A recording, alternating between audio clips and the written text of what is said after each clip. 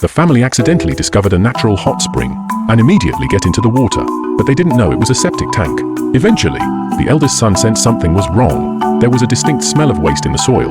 However, the mother insisted it was sulfur-rich soil and claimed it was a natural skincare treatment. Afraid her son wouldn't believe her, she began smearing the soil all over her body and even tasted a bit. The sons then started imitating their mother. The father even began gargling with the hot spring water.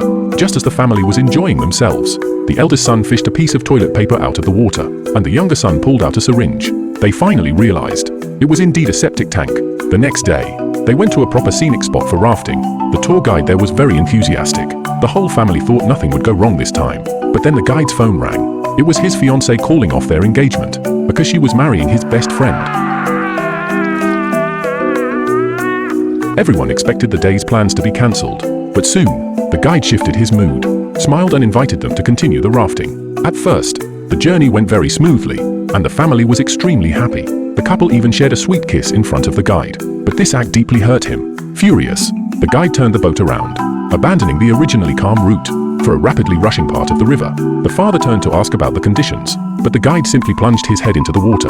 The current grew stronger and stronger. The father pulled the guide back up, but the guide threw the oars away.